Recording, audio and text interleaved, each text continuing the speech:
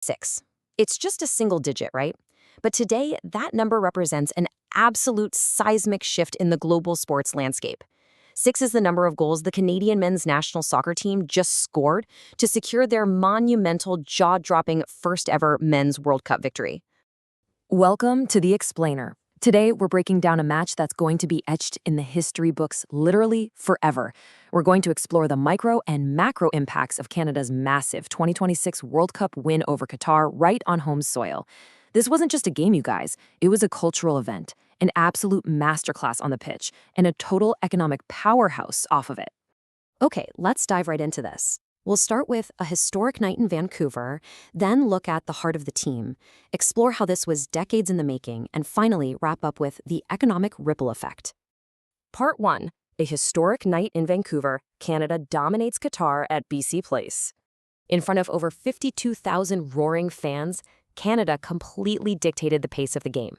Now, what's really interesting here is where Canada sits right now. They're at the very top of the Group B standings with 4 points, boasting a massive 7 goals for and only 1 against across their first 2 matches. They're sitting above Switzerland, Bosnia, and Qatar. I mean, they aren't just participating as co-hosts here, they are dictating the entire pace of the tournament. And that dominance, it started early.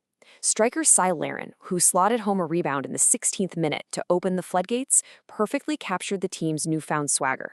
He said, "We showed the world who Canada is. We showed the fight we have in us, and we showed that we can perform on the world stage." It was just a decisive, undeniable arrival. But honestly, the man of the hour was Jonathan David. He pulverized a volley in the 29th minute, scored again right before the half, and added a third in stoppage time. Now this brings us to the year 1966. Why? Because Jonathan David's historic hat trick makes him the very first player to score a World Cup hat trick on home soil since England's Geoff Hurst did it all the way back in 1966. It's a legendary achievement, no question about it. Section 2. The heart of the team, resilience in the face of adversity. Now, for all the celebrating, this match also deeply tested the emotional core of the Canadian squad. Because amidst the joy of scoring 6 goals, the team experienced a truly terrifying moment that brought everything to a sudden halt. In the 51st minute, midfielder Ismail Kone suffered a horrific leg injury following a late challenge from Qatar's Asim Madibo. Video review quickly upgraded the foul to a red card, sending Qatar down to 9 men. Kone was stretchered off to a standing ovation, waving to the fans who were chanting his name. But watch how the team responded. Just 13 minutes later, Nathan Saliba, the guy who literally subbed in for Kone, buried a free kick. Immediately, he turned, pointed to the tunnel, and held up his hands to fashion a number 8, Kone's jersey number. Just an incredibly touching, powerful tribute to his teammate.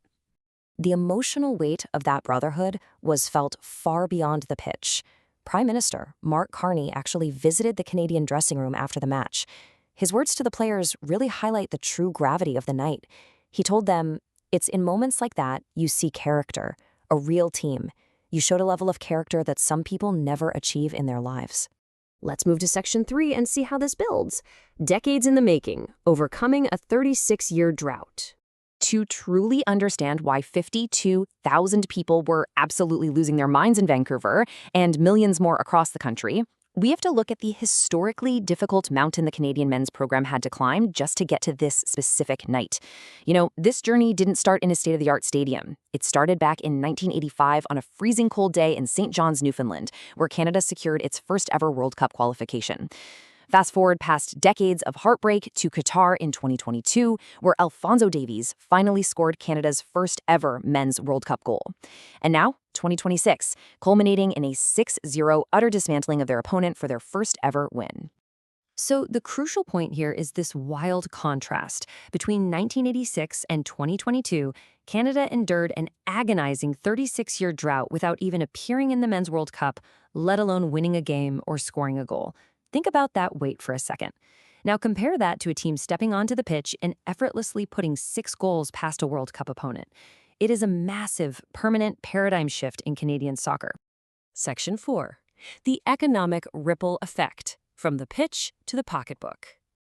A paradigm shift in sports culture invariably leads to a shift in the economy, especially when you're a co-host of the largest single sport event in human history. But before we look at the big numbers, let's look at the micro-narrative of how Canadians are actually celebrating this. Take Niagara Falls, for example.